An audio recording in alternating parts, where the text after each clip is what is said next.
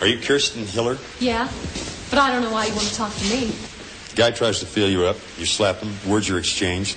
He's found dead a few minutes later with his nuts cut off. What should I think? He was a pervert and a drug addict, and somebody killed him. Isn't that the spirit of Christmas? No, it's not.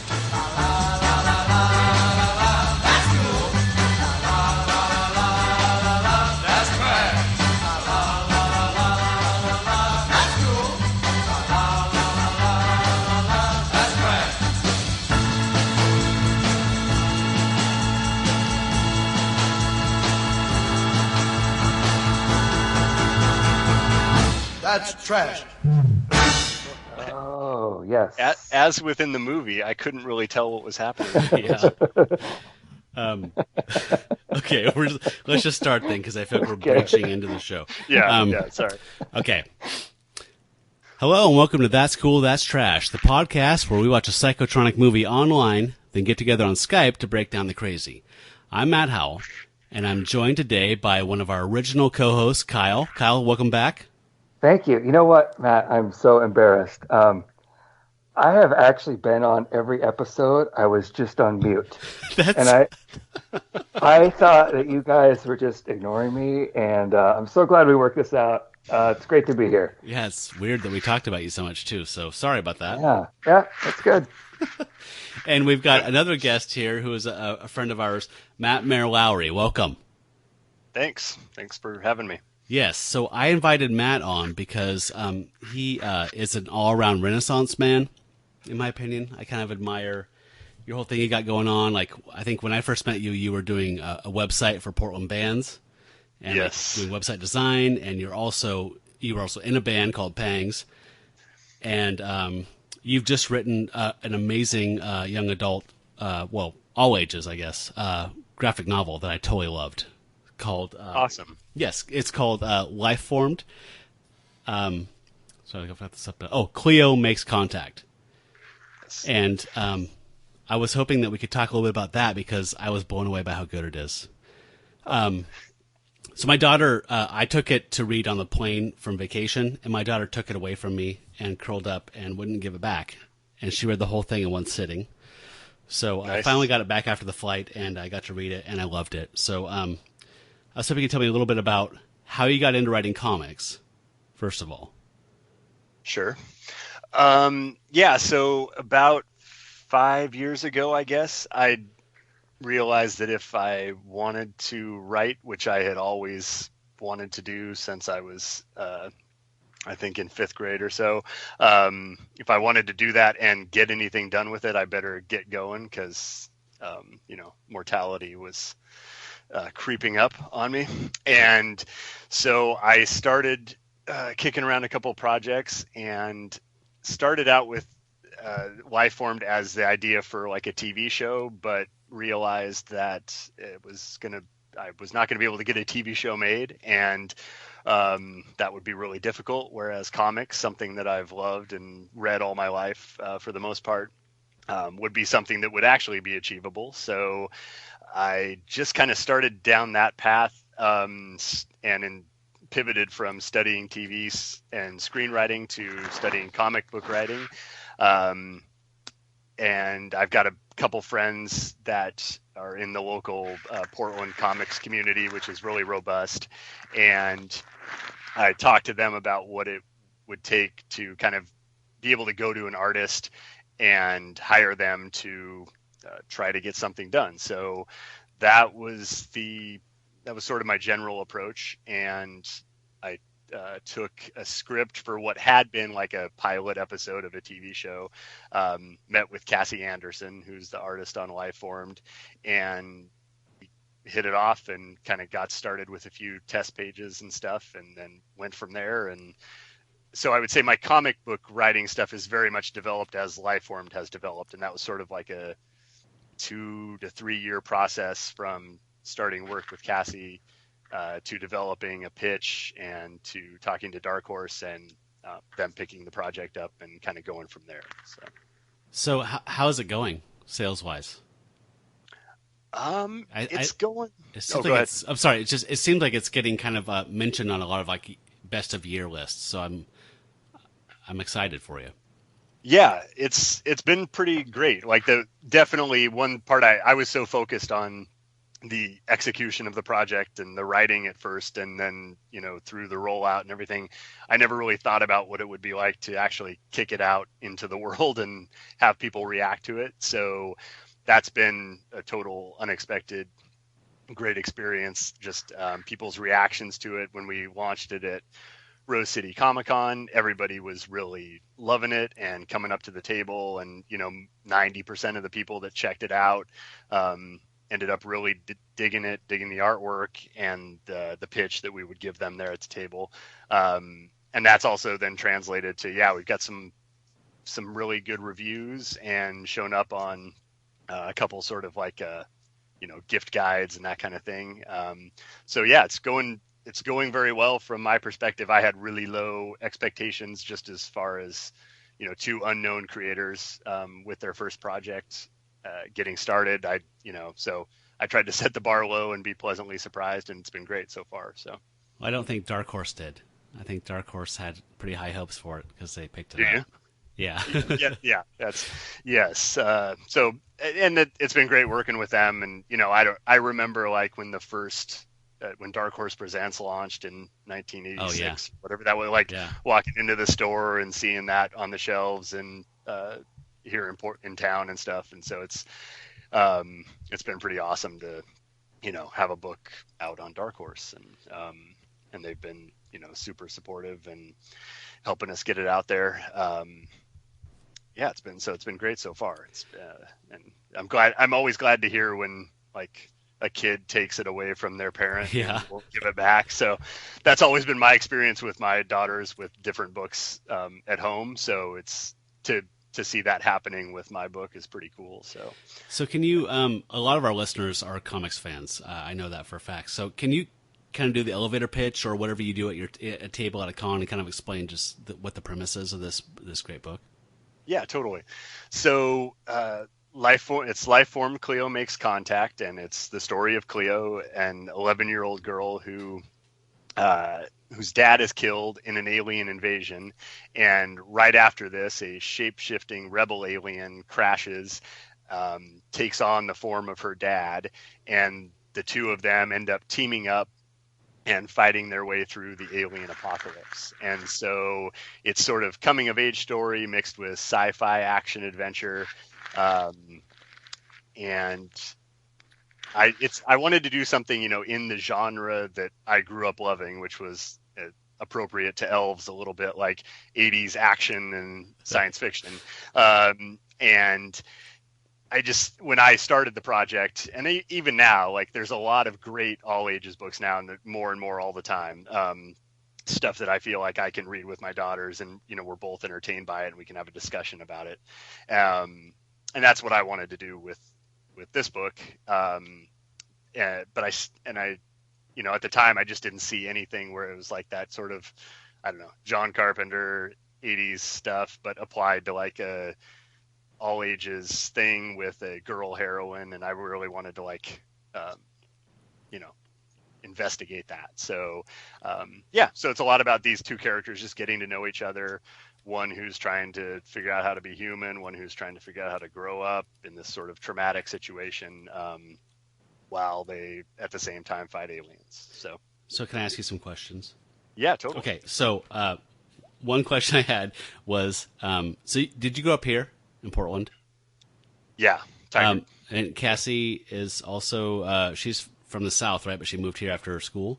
She grew up in outside of Seattle, actually, and went to SCAD for school to study sequential art, and then came back. Okay. Yeah. Okay, so my question, I guess, was why Seattle? But that might answer it. That she's did she influence that being set in Seattle? So I came at the whole thing with like a loose trilogy in mind, and part of the progression of the trilogy was for them to work their way down the coast or the West Coast. I love and it. So there's the first book, should we get to do a trilogy, the first book was Seattle, the second book would be Portland, and the third book would be LA. So that's sort of my, at some point I came up with that, and for it was one of the things that just stuck. And so that's why they ended up up there. Okay.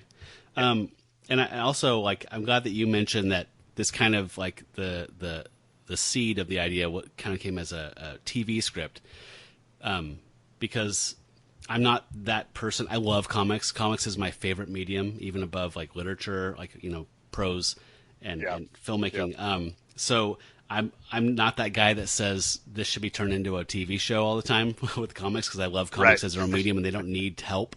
But this should be a TV show. It's so good. Cool. I love your characterization of Cleo. I love that she's multidimensional. She's not perfect. She's very much an 11-year-old girl going through a horrible situation, and there's humor in it. There's pathos. There's some gut-wrenching little poignant moments. It hits so many emotional notes for me that landed so well that I really love this, and I'm hoping that there's more to it. Cool. Excellent. Yeah. We definitely have a plan for it, to continue.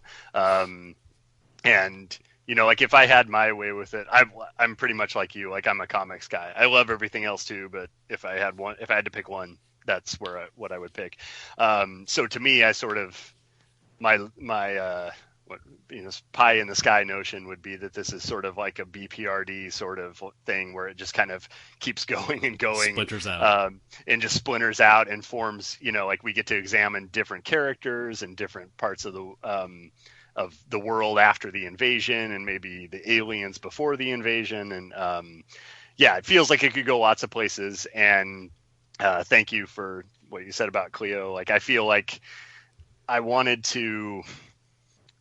I wanted her to be as realistic as possible. And, I have a daughter that's almost a teenager. And I started off with sort of her as my model. And I think, like, one totally fascinating thing about kids is that, like, 1 minute they can be having, a horrible experience, and the next moment they're hugging you and they're elated about something else. Yeah. And like, it's, they just turn on a dime. And so I think it was a fun way to be able to sort of quickly explore, or it allows you, I guess, to sort of explore all those emotions and have it be real, because you see that in your everyday life, right, as you're dealing with that. So, yeah, that's great. So I hope we get to tell her story continuing on, and Alex's story.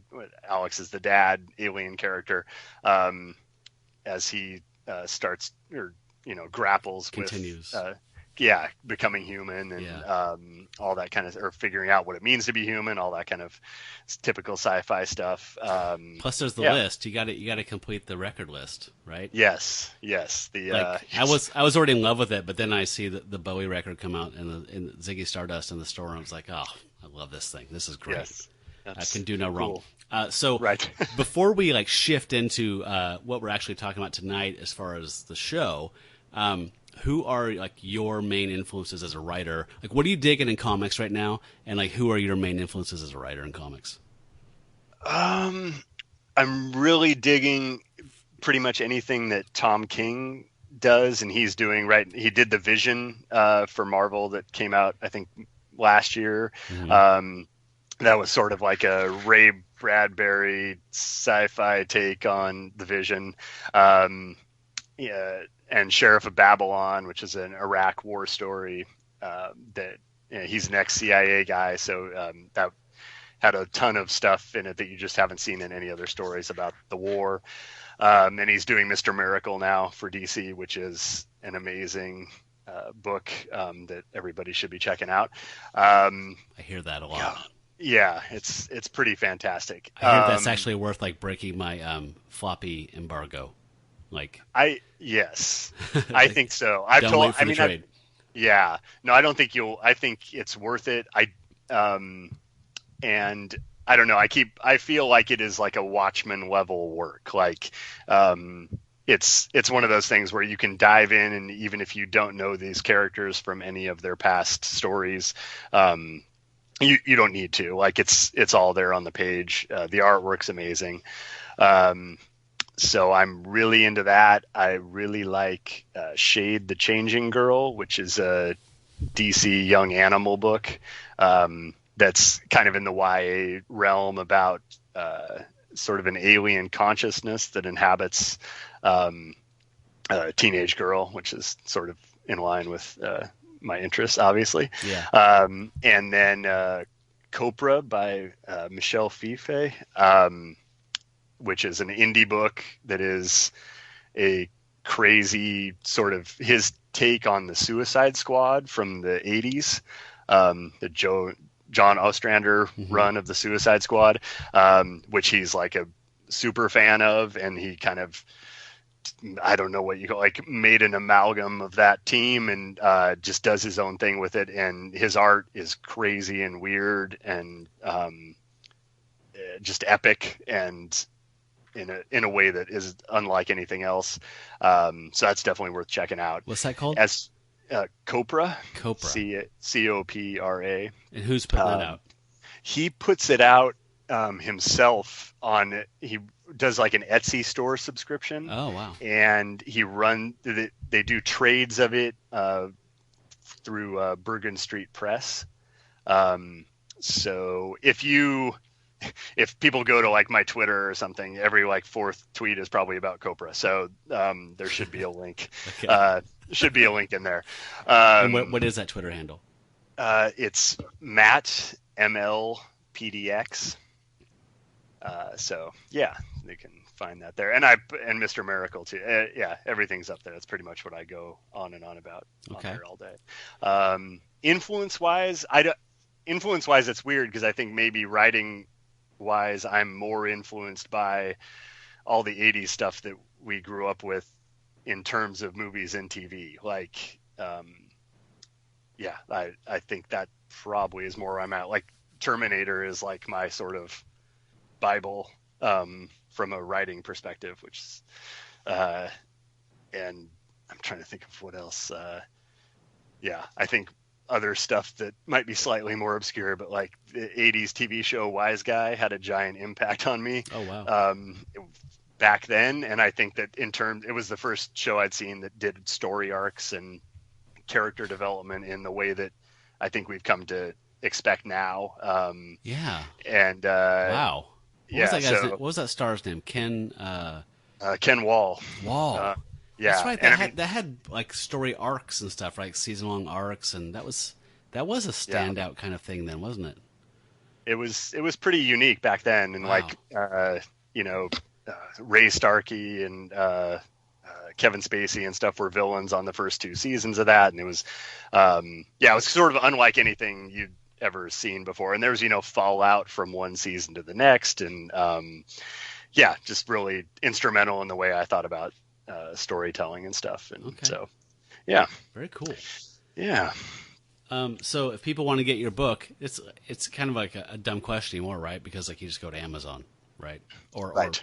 I mean, we prefer you go to independent booksellers, but go to your local comic shop and get Lifeformed. Cleo makes contact. But if you don't have a local comic shop, then get it on Amazon. Yes. Safe to say? That'll work. Yep. And if they go to my Twitter handle, I've got the links right there on the page. But yeah, if you've got a local comic book store to support, definitely try to do that, and they should be able to order it for you too if they don't have it in stock. There you go.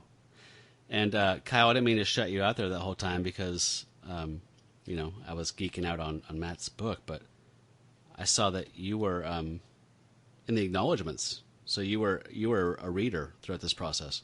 I was a reader, yeah. It was absolutely amazing to see this story come to life. I totally agree. Seeing Chloe kind of evolve through this whole process. Cleo. And what'd I say? Chloe, sorry. It's because I said it last night when we were talking, and I probably put it in your brain. Just watching her grow, and like there are so many tender moments in this book, and there's just a bunch of amazing action. I love it. Yeah, I mean, there was a scene, I think a couple times actually, where Cleo just goes and, like, brushes her teeth, and just kind of there's that moment of the inertia, you know, what I mean, the nonstop threat kind of thing kind of breaks down, and she has this moment with her father, pseudo, you know, whatever, doppelganger figure, where she just kind of breaks down and weeps, where it's just, you know, you have to collect yourself and go back out again. It's just some really great stuff in there, man. I loved it. Cool, thanks. It's great to hear. But we have bigger business tonight, guys. Yes. So this is a Christmas episode of That's Cool, That's Trash, and we are going to talk about the 1989 movie Elves, which I hope was direct-to-video. I can't imagine this playing on any big screens anywhere. But it stars Dan Haggerty, who we all kind of grew up with as Grizzly Adams. So, Kyle, can you kind of give us the you know, the I don't know, 3-sentence synopsis? Like, what is this about? I don't want to spoil it, so I would say this is about young teen, not young. Actually, she's like a 30-year-old teenage girl Yeah. who accidentally summons elf demon that's part of her fate in life, and Nazis and Grandpa shootout, Grizzly Adams. Ta-da! How'd I do? If you throw Pretty chain close? smoking in there, I'd say you got it. Chain smoking and black magic. I'm also gonna have to go with the. I don't want to throw it all out there, but incest and dysfunctional family. This movie has it all. It does, yeah.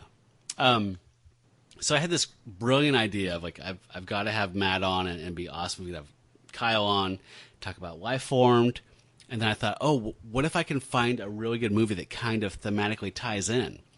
So I found a psychotronic movie that is called The Christmas Martian, and I thought, oh, we can, you know, talk about this because there's, you know, alien invasion.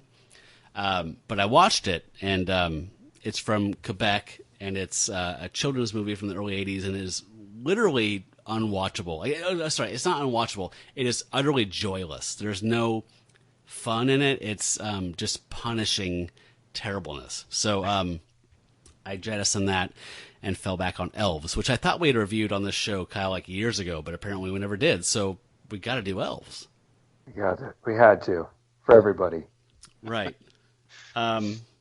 So I don't know a whole bunch about this movie, really. I mean, like, I normally try and do some footwork and kind of dig up some factoids about the director or whatever, the release or whatever, but I don't know anything about this.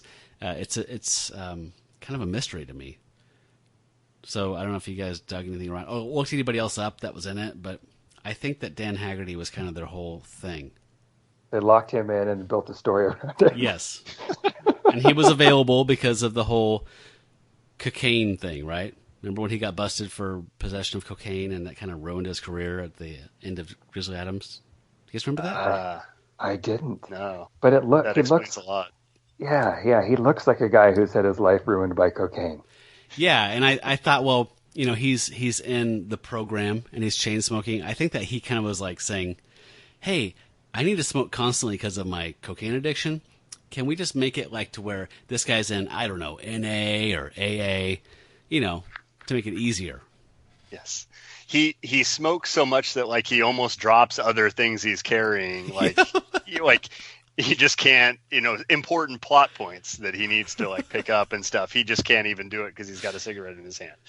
Yeah, and his like, again, I grew up on Grizzly Adams and I loved it. And I don't remember much. I haven't seen it as an adult, but his acting in this seemed weird. Like, I don't know if he was high or if he was. It's very kind of like monotonous, his delivery, and I don't know. Am I? Yeah. So we have a ton of clips of this. I guess the main character is Kiernan. Mm-hmm. Yes. something. Kirsten. And she does not like Christmas time. And we get to meet some of her 80s teenage high school friends who are out doing a ritual out in the woods for some reason, because they don't like Christmas. That's right. And yeah, so let's listen to a little bit of that. We now convene the Sisters of Anti-Christmas. Sisters? What is this, a script? We bemoan Christmas as a petty, over-commercialized media event. What's bemoan? Means I didn't get any good presents last year. So that's her.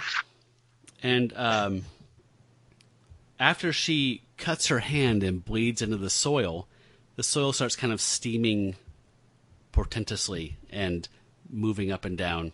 So we are cued in as an audience that she's awoken something with her blood, right? Yeah. And then Happened really fast. Yeah. Yes. And I was surprised. I felt weird about seeing her breasts. So she goes home and showers. You guys remember this? And you actually see her nipples, but it seems totally like accidental or incidental. Like it felt like this is a normal like pits up shower scene, but the DP just was kind of lazy or horny and just kind of just tilted down a little bit, and you see her breasts, which felt weird to me. Did you guys notice that at all, or have I seen this too many times? I was looking.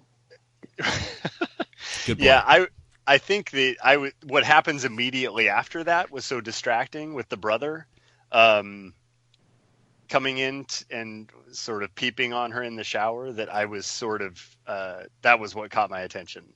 Yeah, he's a hell of a brother, and he's got a hell of a mouth on him. Yes. So he, for some reason, sneaks into the bathroom and checks out his sister in the shower. Let's listen to a little bit of that. What are you doing?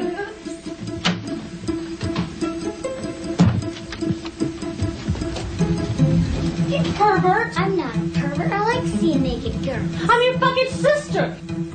Yeah, and you've got fucking big tits, and I'm gonna tell everybody I saw them. Get out of here! You're not supposed to be in here without my permission. Yeah, well, fuck you. Mom says she's giving me all your money, so fuck you. Ow, ow. So, typical family. Typical, except that after they have that argument, she gets into a tickle fight with him, like the guy that was just creeping on her in the, like really, yeah. It's weird. Doesn't help. That helps nothing. I don't think that's what you want to do in that situation. I loved the casual cussing. I love that they're a family that they just fucking cuss and make it seem so fucking natural, and they're open. They want to look at each other's titties. Yeah, you get to hear a little more of his casual cussing when the thing that is awakened by her blood comes to the house, and he goes to the wrong window. So, and this kid, by the way, is wearing Teenage Ninja Turtle jammies. So that's a little visual for you. But here's some more casual cussing from the little boy. They're trying to kill me! They're trying to kill me! What? What are you talking about? It was like a little man, like a ninja, only like a gremlin. Don't be ridiculous. You were dreaming. There's your answer. It was the cat. It was a fucking little ninja troll. Agamemnon, come here. Don't you hurt her! Mom! So I want this kid to die immediately. Is that just me? No, I think I agree with that. I like how he says just like ninja, gremlin, and troll, like he's just looking at 80s movies on a shelf and just like listing popular films. Yeah, it's just like what's cool in the 80s. It's all right in that little bit of dialogue. It popped out of the toilet like a ghoulie. Can we talk for just a minute about the elf vision? Yes. Like this. I don't know when like the POV for horror started, but I know that this pretty much ended it right here. Like the effect itself looked like they just rubbed some sort of Vaseline on the screen, so that you can't tell what is happening. Yeah, it's just in his eyes. He's got a cataract. I guess he's been in the ground for a long time. So at this point, we've got to see briefly an elf. And I have a question for you guys. Is this meant to be one elf that is a harbinger of a supposed Nazi wave of elves? Or is it supposed to be many elves, but there's just one puppet representing all the elves? I didn't quite get that. Ooh, I was thinking it was one, but it's a different movie if it's more than one. Kyle, Then it actually...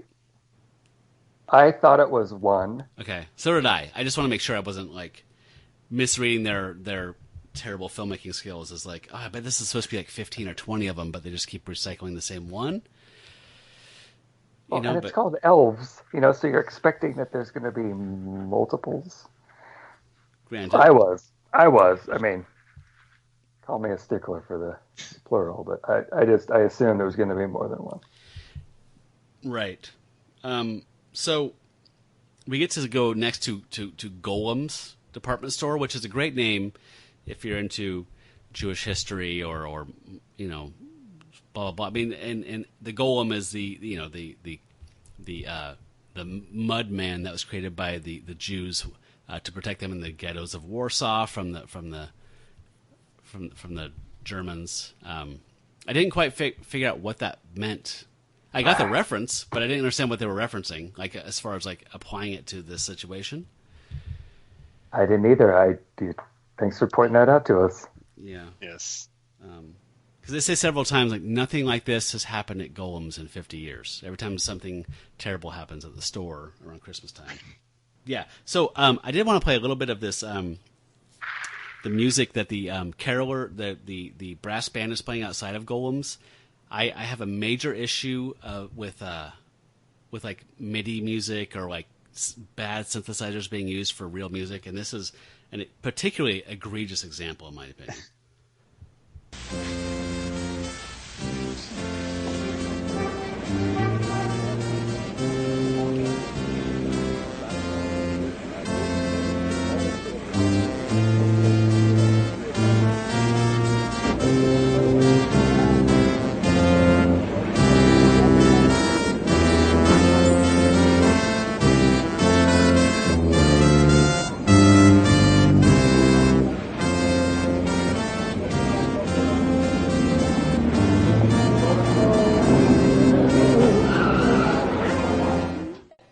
So I guess my issue is they hired actors, they got a tuba, like they got all the brass, and they stood outside of a department store. Why not just have them play the fucking song? You know what I mean? Like they go this trouble, they pantomime playing it. It's just the whole thing's surreally complex for how phony it is. Is that dumb? I mean, you get a Salvation Army band to play that same goddamn song and just record some of it, and just it doesn't make any sense to me. Yeah. Okay. Anyway. Yeah. So, and then there's the manager of Golem's, who is Andy Dick's uncle, and he talks to Dan Haggerty about like Dan Haggerty comes in, he's looking for a job, right? Because he's newly sober, and we find out as this goes on that he was a cop who drank himself off the force, and then he drank himself out of a decent security, like a department store dick job. And he's just poking around the holidays to see if there's more work. So let's listen to a little of his oddly earnest yet flat acting. Why don't you get some coffee and donuts at the snack counter? On me. Come on, Hugh. I can buy my own coffee. And I don't need any donuts. I need a job. That's what I need. Well, I don't have anything for you. We contract out for our security now. Well, how nice.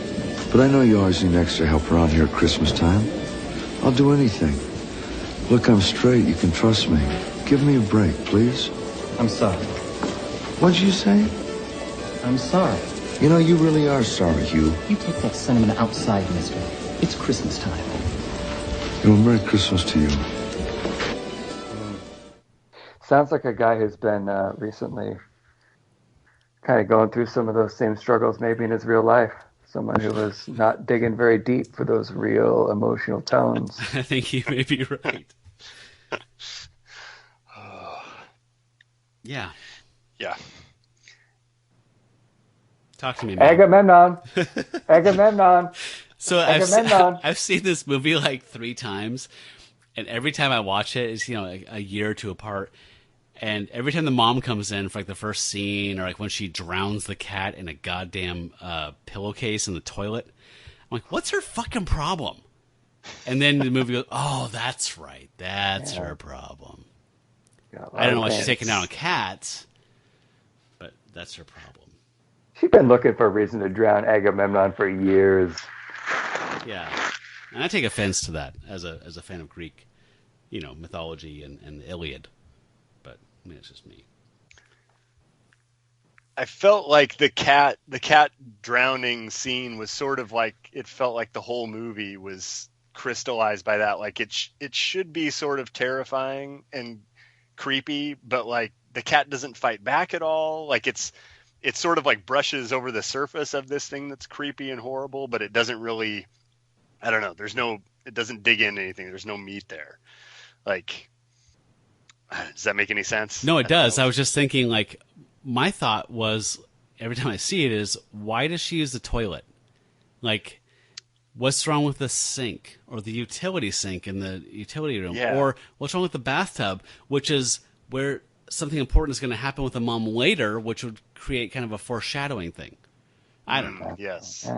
I think maybe you've given it more thought than the filmmakers did. Yeah, I think I did that a lot in this movie, actually. One character I did relate with a lot was the original Golem Santa, who's he's a bad Santa, whatever. But it's Kirsten, right? I just want to get this right. Her name is the main character. Okay, so they decide to she goes and goofs on Santa. She fucks with him just for fun on her break. Ho ho ho! And what do you want for Christmas, little girl? For it not to be Christmas. Why? I hate snow. Can you make it snow? Oral. What? Santa said oral.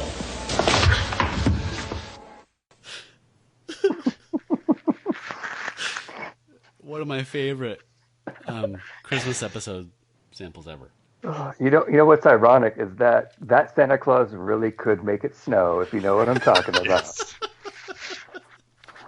So, I love that he gets socked by her immediately after this, and he gets fired by Andy Dick's uncle, and then he goes back in the back room, mumbling and grumbling, cutting up lines of coke.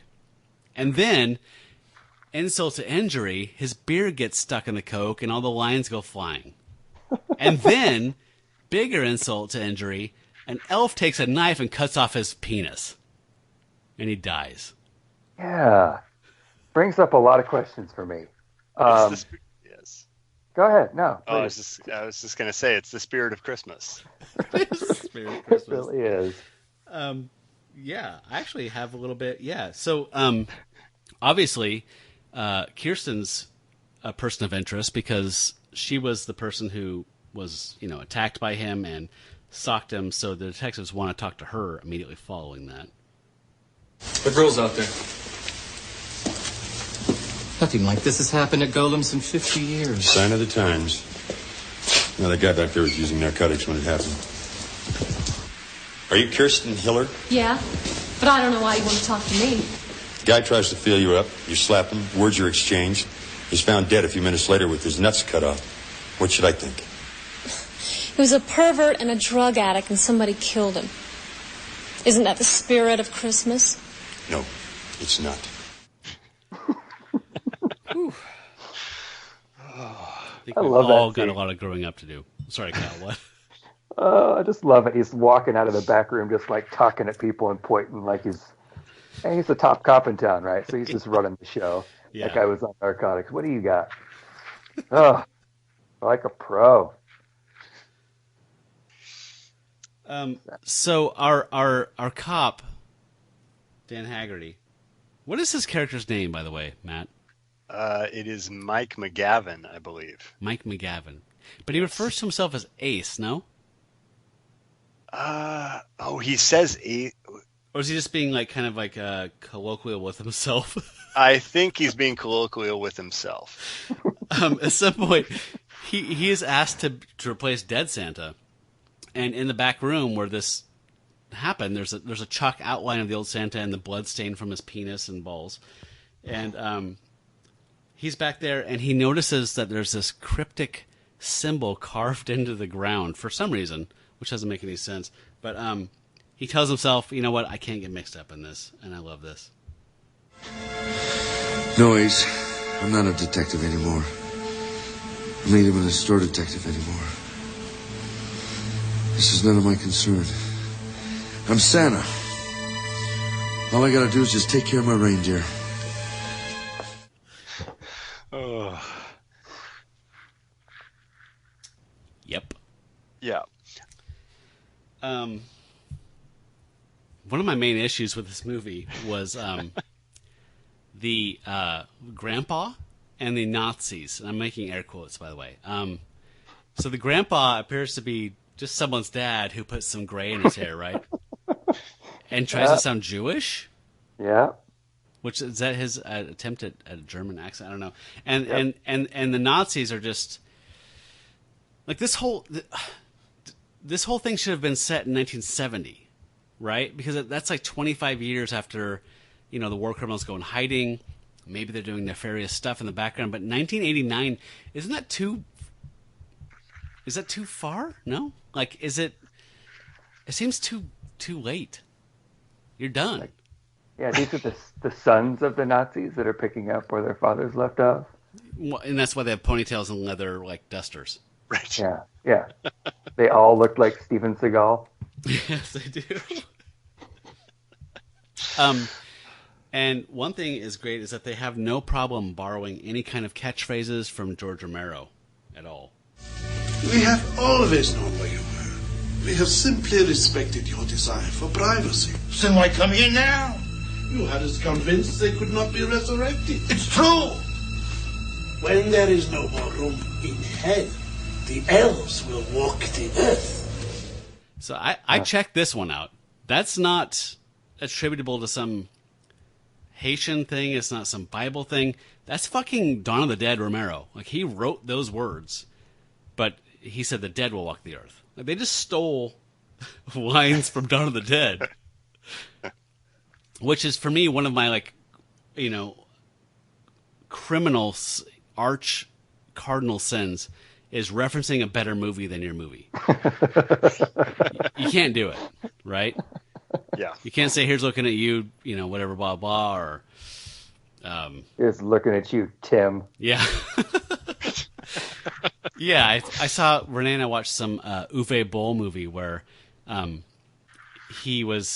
basically did an entire section back and forth between Clarice and Hannibal, like quid pro quo, blah blah blah. And they did the whole scene. It's like, you can't make me think of Silence of the Lambs. Don't bring that up, because this thing is a shit box. So if you make me think of a better movie, I'm just going to turn it off and watch the better movie. I think anyone would, but well, that feels like it would be the case with this entire movie, though. Like they would have to stop doing anything. Like, because everything is calling to something else, but it is not as good. I mean, I wanted to see, John McClane as Mike McGavin, and it was like a bunch of pieces that they didn't. If anything, they detracted from the pieces they were bringing together rather than putting a new twist on it. I'm so glad you mentioned that. That wasn't just me. That scene when they're in the mall and the girls are there to meet the boys and the Nazis show up, that felt like it was trying to be a Die Hard scene for a minute, right? Oh yeah, it was like Die Hard with Nazi elves was probably the pitch. And even in there they had it kept to me verging on about to elevate itself to something cool, like that store sequence. I was like, okay, if they do this right, this could be really cool. And then they just just shit the bed. It's just horrible. But there's one point even in there when they go into a room and there's a bunch of mannequins. Yeah. And I was like, oh, we're gonna get a killer's kiss, Kubrick, fight scene, and then they just leave that room.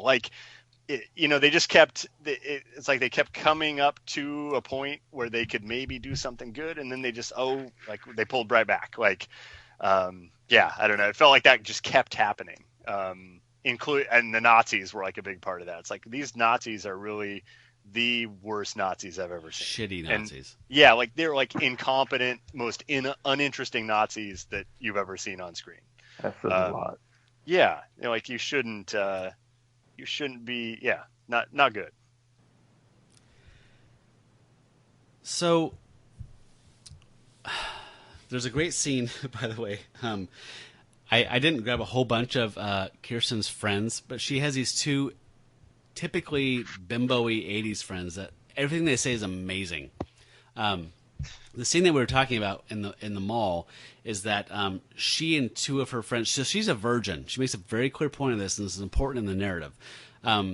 She's a virgin, but her two friends are whatever, free lovers, and they invite some of their high school friends, male hard to tell, isn't it? friends, to join them, and so they put tape over the lock on the striking plate of the door, and they're all ready to have these guys come and party. And one of the girls comes toddling out and like wearing a full on like lingerie, like the full the cape, whatever the hell you call that thing, like whatever the lingerie equivalent of a cardigan is, and the whole thing, right?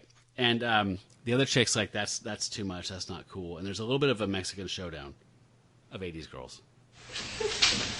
Hey, Brooke, check this out. What kind of slut dog suit is that? No Way. way. No way. Way. I said no way. Whatever.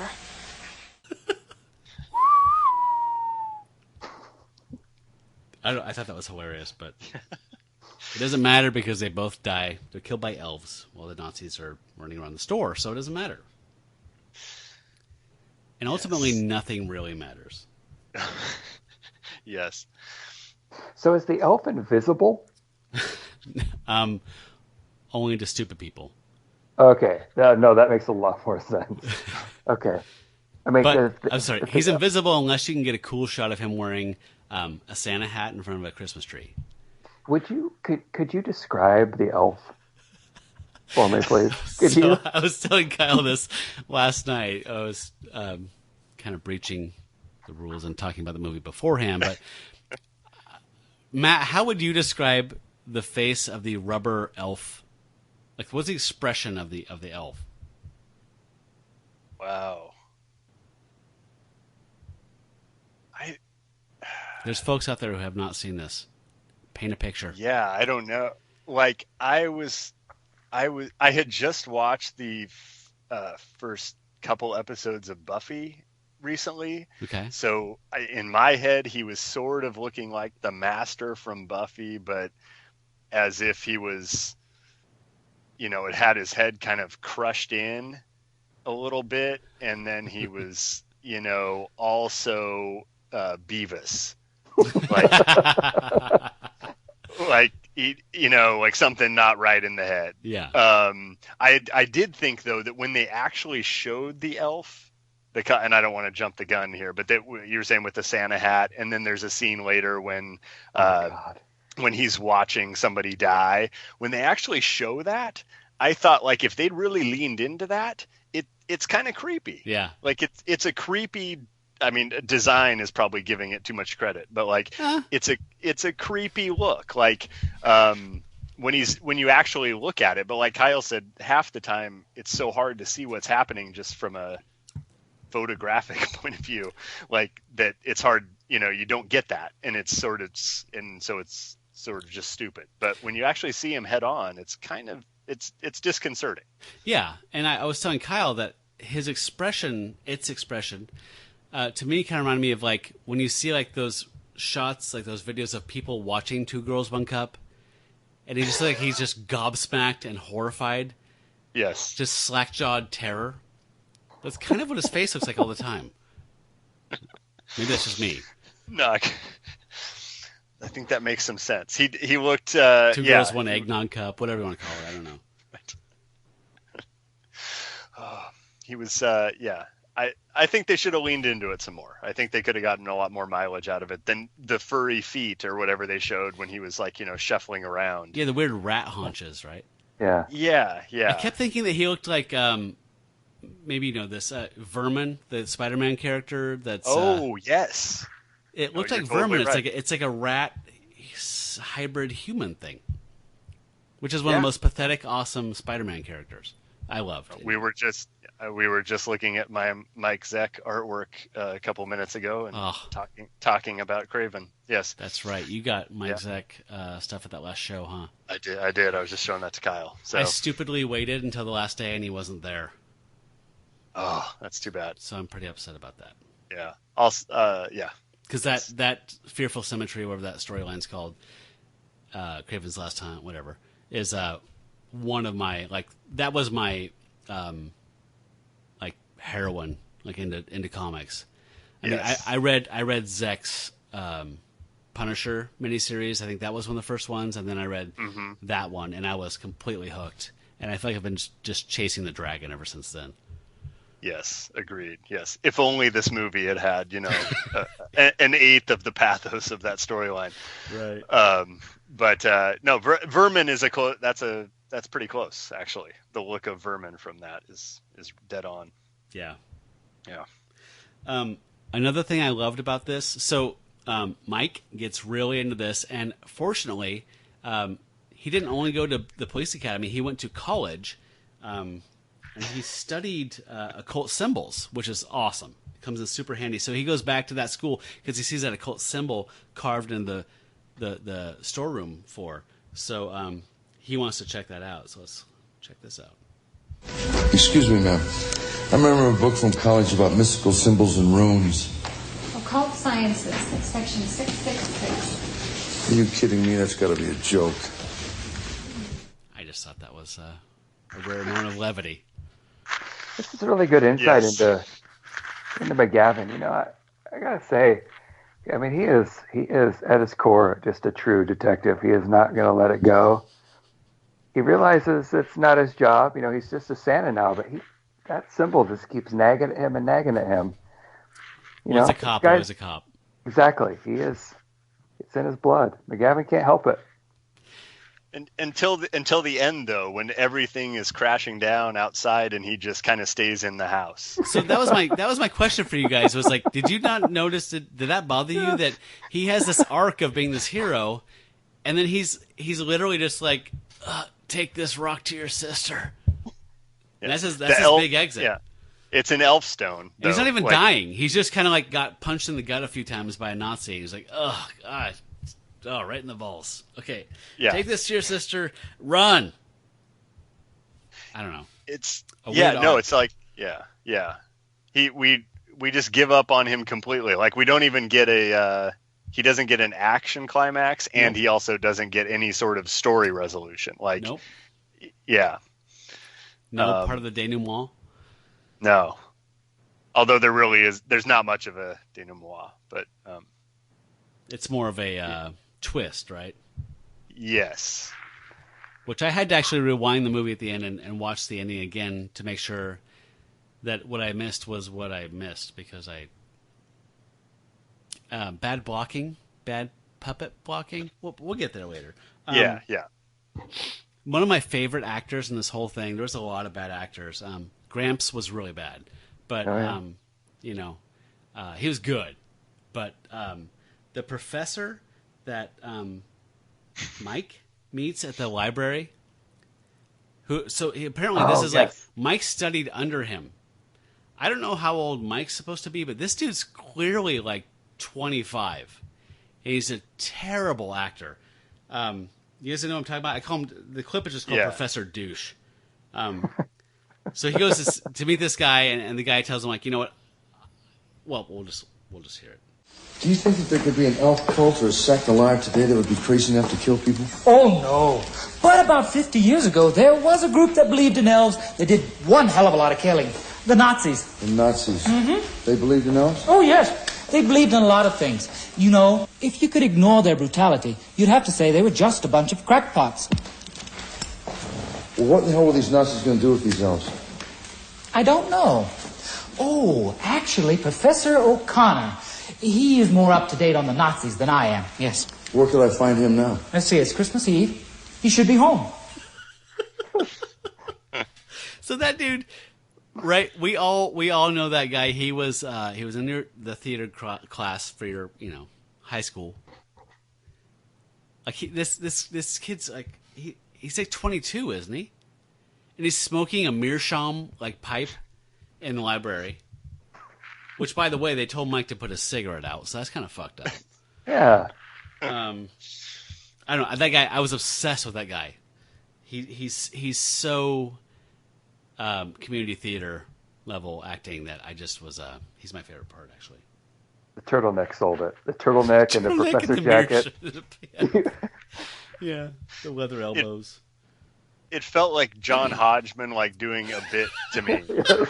Like he was acting a community theater actor acting this movie or something. Oh my God, you're right. He is totally Hodgman, but without the humor. Yes, like he doesn't know he's Hodgman. Yeah, that's yes. That line, if you could ignore the brutality. They're just a bunch of crackpots. Yeah, if you could just set aside the atrocities. I mean, they're just cuckoo. I think that inspired Mike Mignola. Like, you know what? They are a bunch of crackpots. I bet they would have raised Rasputin. Oh. You know what? There's another doctor that's a little more up to date on the crazy Nazi shit. Thank you. You should probably go see him. He's more up to date on the Nazis because they're constantly evolving. Yeah. Damn. Okay. So there's a legitimate kind of twist here that explains why the mom is so mean to her daughter, and it keys in a lot of for me a lot of Falcon Crest or whatever kind of melodrama to it with the music. Don't look away from me when I'm talking to you. Why are you packing? Where do you think you're going? Grandfather said I was in trouble. Grandfather!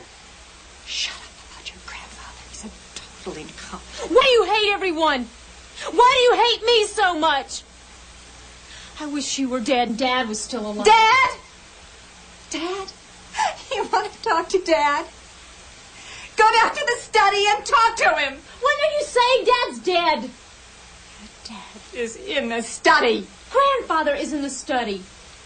Your father's dead. The man in the study is your grandfather. And your father!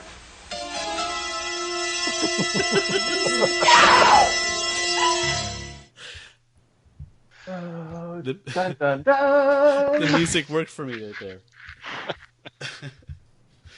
Oh man, explains a lot.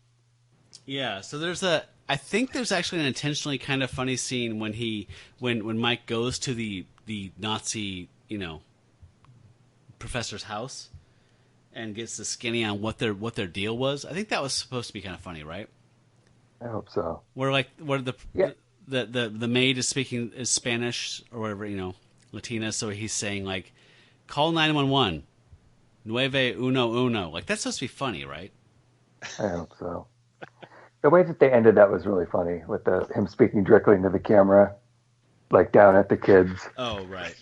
What does he say to the kids? Stop throwing food or something? Or? Yeah. I actually don't remember what it was, but I laughed out loud. You lolled?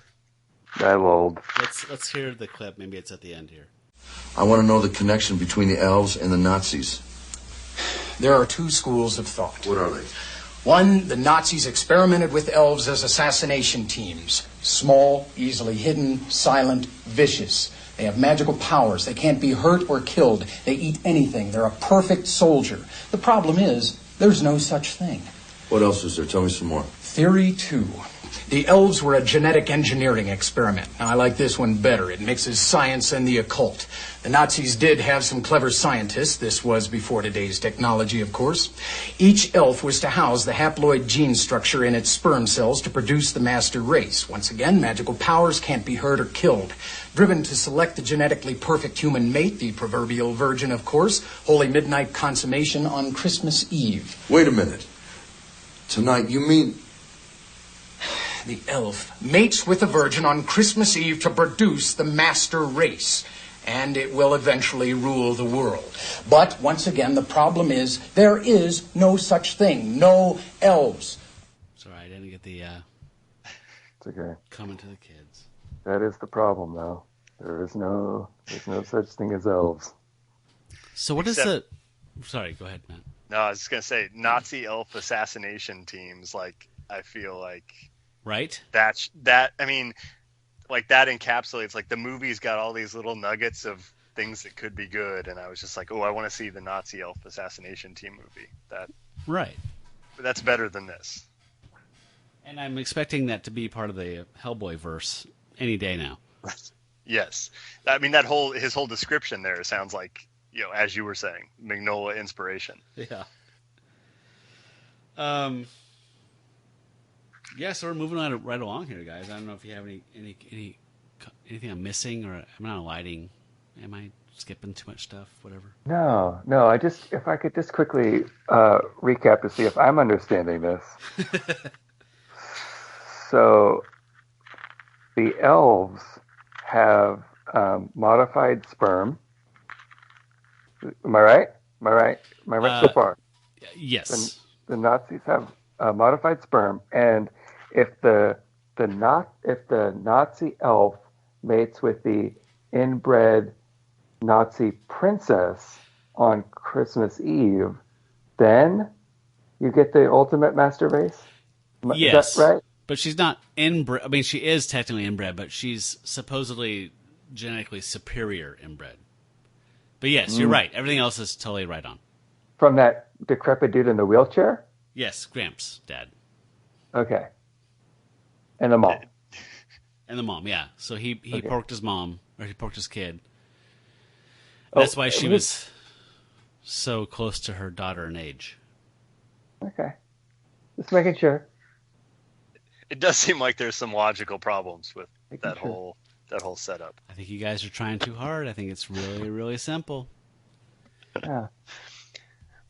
I was wondering just how the elf manifested in their backyard, in the forest behind their house. Yeah, that whole... I feel like there's a prequel that we're missing where... So the grandpa... Okay, so the Nazis first visit the grandpa and say, we knew where you were the whole time. We were respecting your wish for privacy, but now, we need to intervene here. So Grandpa fled some program, brought an elf with him, buried it in the woods, told his granddaughter, daughter, don't ever go in the woods. And then she did and cut her hand, and the blood made them go, oh, this is my genetic calling, is to breed with this. Got that it. Makes sense. Yeah. I'd watch that. Yeah, I would too. I wish they'd make that. What about the mom getting electrocuted? We gotta talk about that. Yeah. Yeah. I'm gonna let you talk about that, Matt. Oh. You sicko. Okay. Yeah, do it slow, though. Tell it real slow. Wait, will you put on your Christmas hat while we... and come stare at me? Yes. Let's see. Okay, can you lead me into that? I can. I'm not sure how. I think that however you do it is fine, but okay. I initially thought this was a suicide scene because she's putting lipstick on, so it seems very intentional. She puts the radio. Okay, so she puts the radio by the bathtub. She's putting lipstick on, and she's playing Beethoven's Ode to Joy, Ninth Symphony, which is, I'm assuming, German. So I thought, she's like embracing her awful Nazi-ness, her part in this whole thing, and she's going to die, kill herself, slit her wrists, or take pills, or something. She's putting herself up, but she doesn't. She doesn't, but she does, she kind of gets crazy with the lipstick. Mm-hmm. Like Diane, like Diane Ladd, or whatever her name is, in Wild at Heart. Yes. Okay, so that whole scene gave me a Sarah Palmer vibe, totally. like she's standing in front of the mirror and she just gets crazier and crazier. But then like she just gets in the tub like she didn't just get crazier and crazier with the lipstick. So I'm glad that wasn't just me. No, like it's like it amping up. It's kind of like they saw Twin Peaks that night and like kind of she's like, oh, I'll do it like that, and then they but they'd filmed the other part the day before or something. Yeah, no one's gonna like this. We can't do that. Yeah. So then she gets in the tub, and we see. I think I'm remembering right. The elf creeping, in on her as she's in the tub, making that two girls one cup face. Yes, and then. And we knew like when she got in and when the music was playing, like we knew that radio was going to fall into the tub. Like that was just, it's poorly placed. You don't put your radio like that unless you want to get electrocuted in the tub by an elf wearing a Christmas hat. Or by Hunter Thompson. Yes. And so then, so the inevitable happens and the elf knocks the radio in and she gets really, I mean, we spend a lot of time on that. And like with her convulsing as she's electrocuted, and with the elf, I was really seeing Beavis a lot. I feel like in that elf, but like just like watching her. Is this when he has the hat on? No, that was in the department store, the Die Hard scene. Oh, okay. When he kills one of Kirsten's friends. Right. So there were two great elf moments, and that was the first one. This was the second one with him just watching. With that look on his face as she's, thrashing in the tub. And I thought that like, that was genuinely like pretty disturbing. If the rest of the movie had been at that level, it might've been something special. So question, did that not seem kind of out of place, like tonally for like the rest of the movie? Like the rest of the movie to me felt, well, I guess cutting off Cokehead Santa's dick is kind of dark too, but it just kind of felt like it came out of nowhere, like nudity and sorry.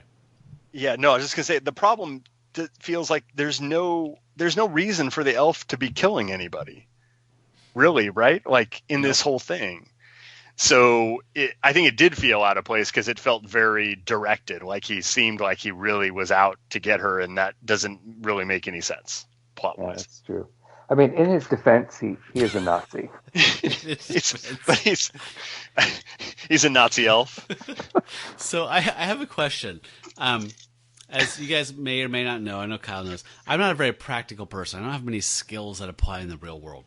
But I thought that, like, with electricity, when you throw, like, that into into water, I thought that like, caused massive shock, and then a overrode like flipped some type of switches or like shut down the breaker or blew a fuse, but it seemed to just keep going and going. Is that how it really works? Yeah. Well, first of all, you're a great whistler. But thank you. No, it should trip a fuse, right? Like she shocks out and dies. You don't get 5 minutes of watching this naked woman thrash about in a tub in a strobe light. Like a flounder, yeah. Yeah, it doesn't happen. Even in an old house? I'm sort of like Matt. I have no practical real world skills. Oh, maybe. I mean, you get that knob and tube up there and anything can happen. Right. There's not like that fancy, new GFI breakers or anything in this bathroom. Yeah. So, yeah. I don't like the naked death. I have a hard time when you mix my signals. I don't like that. You can't enjoy it properly. Right. Anyway, probably shouldn't have shared that with you guys. But... I just want to make sure that I got recorded. Yeah. It's down there. Hello? Is this on? So we kind of deal with that same issue we were talking about earlier where, like, Mike has been theoretically the hero this entire time. Right? Sorry. And then this is the point where he gets in a car wreck. He's being chased by the Nazis. What was he doing? Was he trying to... Okay. I forgot. This part's very confusing. Could you explain this to me? Oh, can I? Does this involve the... I can try. Is this before or after he confronts Grandpa about who he is? I don't. I think it's before. I think it's on his way. Maybe, but he's following the Nazis, right? Oh, he's following. He's not being or chased. Or is he being followed? It's very. I mean, I think it's hard to tell because all of a sudden there's a Nazi. We just know there's a Nazi in a car. McGavin's in his car, and there's suddenly dynamite. But yeah, oh my God, yes, like a cartoon. It was like a cartoon bomb. He was. He opens he just pushes open a little thing, right? And he's like, "Oh shit!" Yeah, and I mean, I think that was more than enough dynamite for a car. I don't like these Nazis again are not very good at their jobs. It was like 7 sticks of dynamite, and then so he does the 80s like. Open the door, roll out of your car, the car explodes scene. Goddamn right. And then, and then the Nazi approaches, doesn't realize that he's got out of the car, and then if you've got that clip, I do have a little clip for you. Sweet. Where's Kirsten? She better be okay. Where is she? Who in the hell are you? What are you, a goddamn Nazi or something? Is that elf yours? How many teeth you got, huh? Now how many you got? So as much as I wasn't really digging his role in this whole thing, that how many teeth he got, boom. Now how many teeth he got, kind of got me excited. In a Lee Marvin kind of way. Yes, and after he walks away from that, I think something that sounded like he just muttered it under his breath, and the mic got it. He said, "It's a goddamn circus." Yeah, and I felt like that. I felt like that was just like he was just he wasn't acting anymore. Like he just he just broke, and he's just like, "I'm out of this fucking movie. I'm gonna just go lay on the floor of the house for the rest of the thing. It's a goddamn circus." Yeah, he was.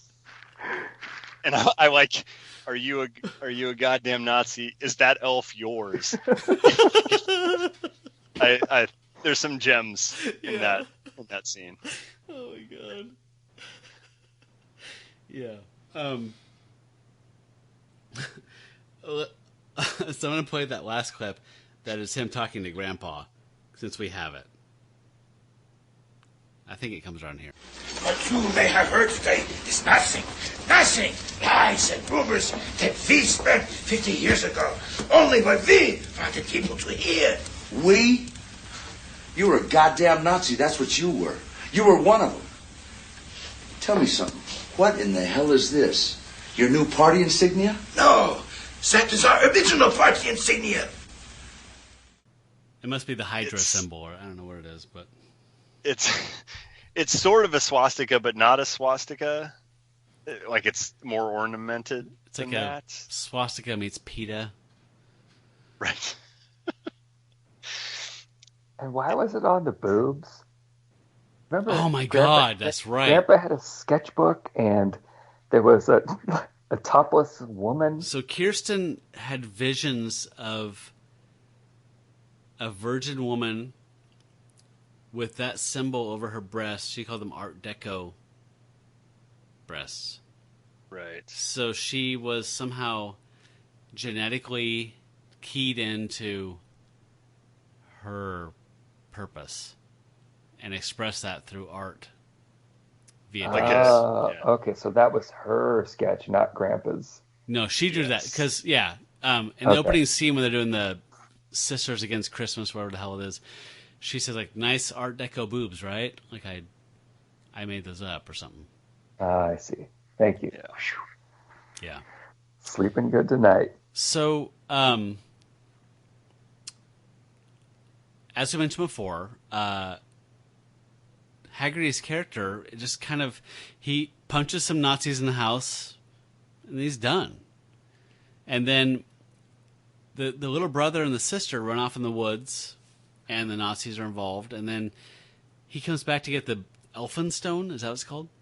I think, or just Elfstone, I think, maybe. Yeah, so there's some goddamn MacGuffin called the Elfstone that's supposed to stop everything or fix everything, whatever the hell. I don't know. Anyway, he's out of the picture. He does nothing. Right? I mean, it's yeah. It was pretty disappointing. It's like an unintentional version of like Big Trouble in Little China. Like that movie, the whole joke is that, you know, this blustery guy who's like this John Wayne character is totally ineffectual, and his sidekick does all the work. That's the whole running joke of Big Trouble in Little China. This didn't have that awareness at all. It's just like, here's our hero until he's not our hero anymore, and then he's just a guy laying on the floor. He's a guy gasping on the floor, saying, "Hey, Ninja Turtle cussing kid, take this to your sister." So, did you guys know she's getting porked when you saw this? The ending? I didn't, and I watched it 3 times because I was totally confused about what was happening. Yeah. Because I watched it on YouTube on my TV, my smart TV, and then I rewound it. And then I watched it again, and then Renee was watching it and said, "Wait, did she get impregnated?" So we assumed yes, she did, but it looked like he was just kind of rubbing her thigh. Yeah. He rubbed a lot of things in the movie. That's true. With his strange elf paw. But it didn't. I think it was like you said. It was poor blocking. It's poor blocking. Like they really just did not have confidence in their elf, creature, because it's like they just didn't want to show anything, including the pivotal plot moment of the elf impregnating the girl, of him fulfilling his entire purpose. Yeah. Yeah. So, yeah. There was one point where like she had her head down and her ass up, but his feet were right next to her shoulders. Well, you don't know how an elf works. That's really true. I mean, that's true. They can modify those elves genetically these days. Yeah. I mean, back then, if you're caught up on your Nazi science, that was back then. Today, who knows? That's the stuff the second professor knew about. Yeah, well, he's a pro. Yeah. Oh, so we actually saw the ultrasound. Yeah. That was the end? That was the... So, yeah. We don't have to say spoiler or anything. Like, so on all of our first viewings, this thing was making overtures physically to her. And then the brother brings the elf stone, whatever, and it's over. But then the credits start, and then you see an ultrasoundy type of thing of an elfy human hybrid baby growing. Yes. So I think we all said, "Wait, what?" And then rewound it to the part where the elf's hand runs up her thigh or whatever, and like, "Wait, what?" And there's a shot of her kind of like, it looks like the elf is like sideways facing her hip. I think that's supposed to be the mounting shot. I think that's where it actually is supposed to be happening, because she looks kind of like whatever. Anyway, she's kind of like the cat. Like she doesn't really fight it that much. Like I feel like Agamemnon. She just like she seems to. She wants to die. Yeah, or accept it or something. Yeah, exactly. Maybe that's it. Just let it be over. Yeah, I understand that. I didn't really get it till now, but the slow hand up the thigh, feet by the shoulder. I think they were making love. It was like a real. Out of nothing at all. I thought, an elf would just be like, let's get this done. But this guy, after all that murdering, he was really kind of sensitive in the end, wasn't he? He was very, the foreplay was appreciated. Yeah. Because you wouldn't think of that with the whole murdering stuff. No, and that frozen face. A face like that doesn't say foreplay. Yeah. No. I just ate a bug face. Yep. So it's kind of sweet. So maybe, he's sweet, right? He's engineered to be this assassin killing machine, and he's kind of sweet and thoughtful. So maybe their offspring is going to be, Not so bad. Maybe like Hellboy. Yeah. Have a good head on his shoulders and care about people and have empathy and I don't know. He was supposed to be the Antichrist, though, right? Wasn't that part of it? Like Master Race and the Antichrist? Kind of a double combo. Hellboy or this thing? This thing. I don't think so. Was it? I thought there was like a Master Race that was going to wipe out everything non-German. It was, now I can't remember if it's something I made up in my head to justify the movie or not. Wasn't it? It was going to be like a hybrid, right? Like the grandpa says the children will not be elves or humans. They'll be something else. So he produced by raping his daughter, the human perfect half of the genetic. And the elves were the other part. They were mystical. They were immortal. They were blah, blah. So once you have the perfect human and the perfect elf thing together, you have the perfect soldier. Right. And creature. Okay. Yeah. And perfect face. Yeah, I mean, I could kind of see like the Legolas style elf and a human getting together and coming up with something pretty decent. This E.T. motherfucker and... blow-up doll-looking motherfucker. Yeah, that blow-up doll face and that 40-year-old teenage girl. I'm just not seeing it. I'm not either. Okay. This Jeffrey Mandel, he had a vision. Mm-hmm. He had a vision. And so did Hitler.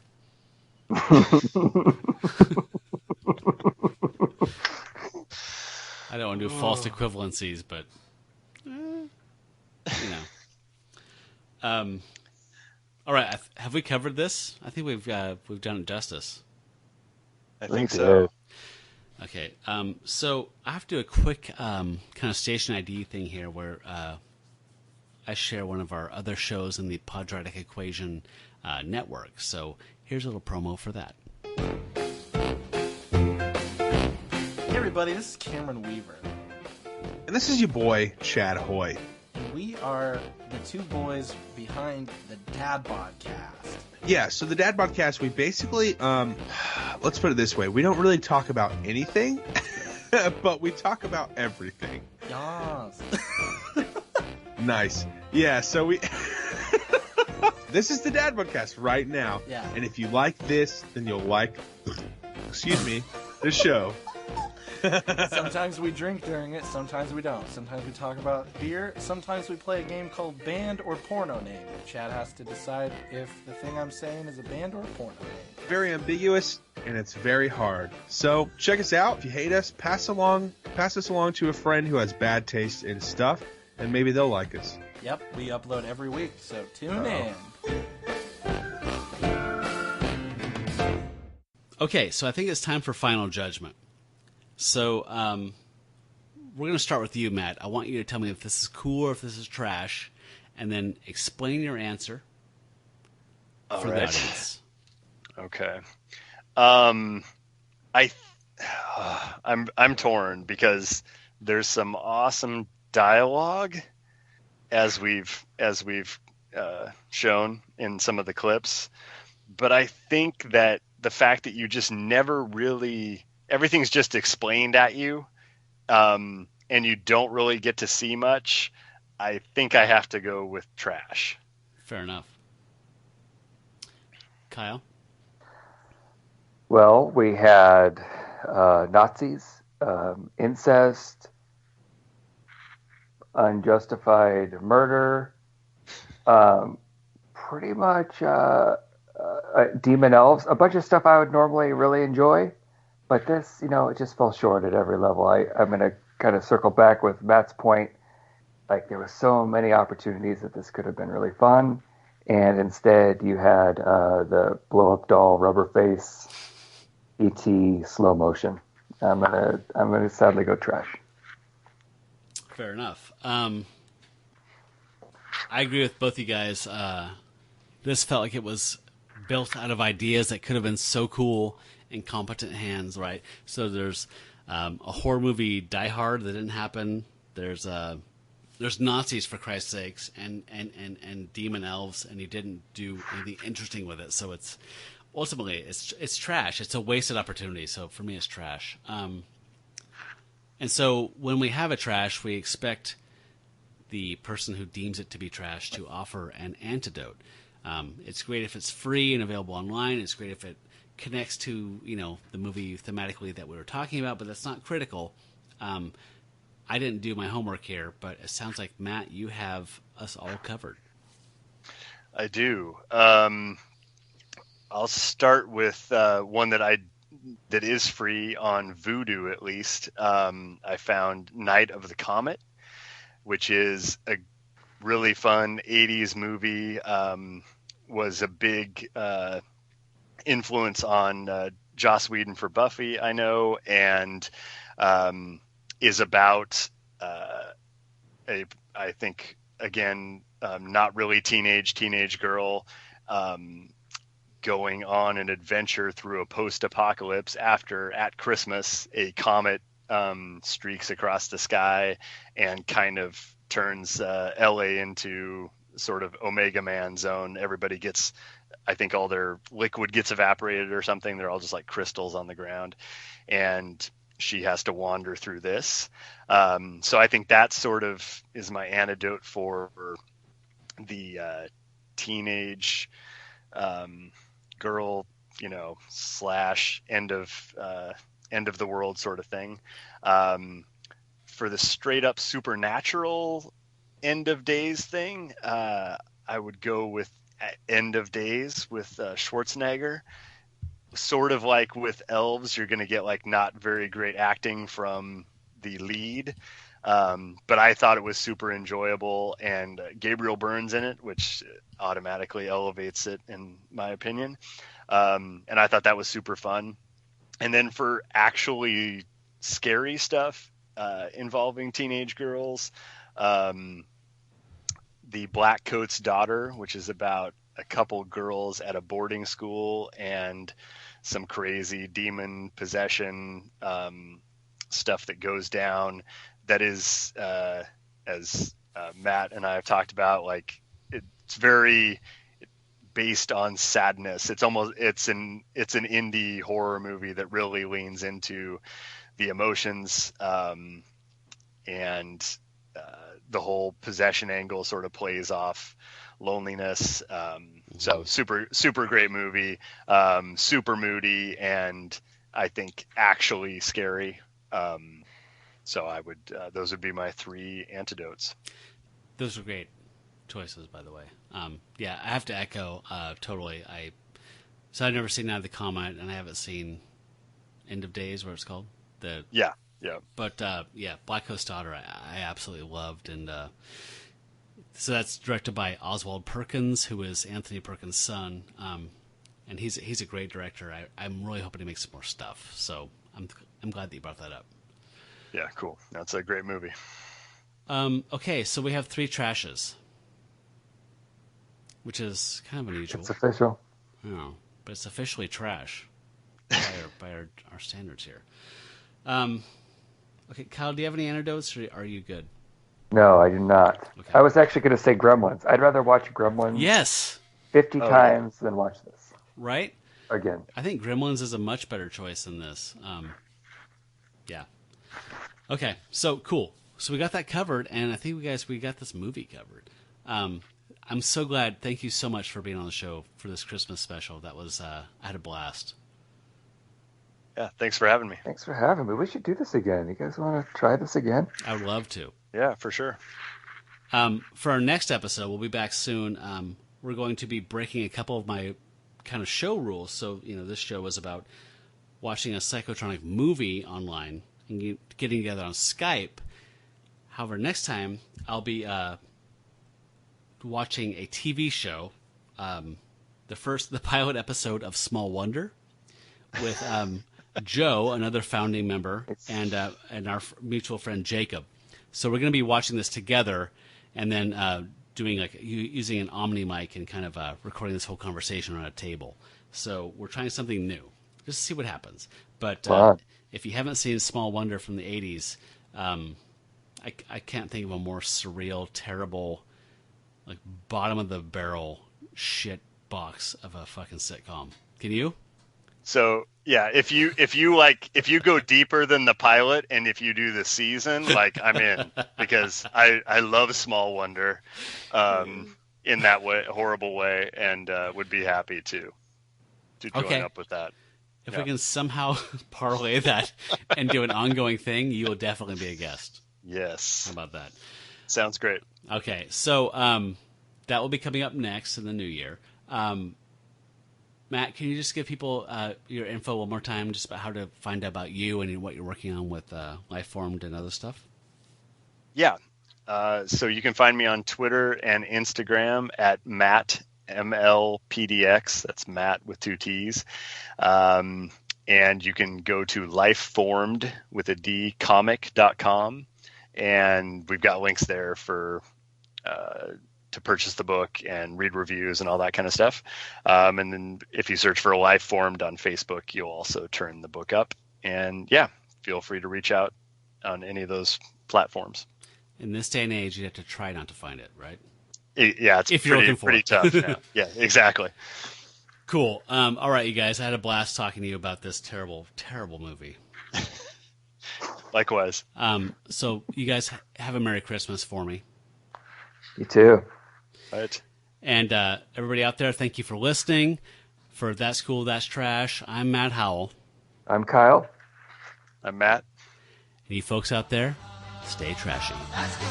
La la la la la la. That's right. La la la la la la. That's cool. La la la la la la. That's right.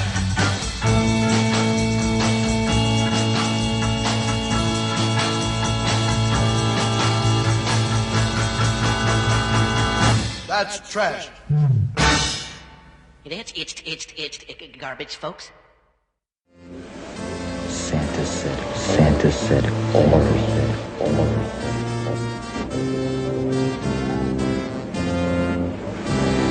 Santa said, almost.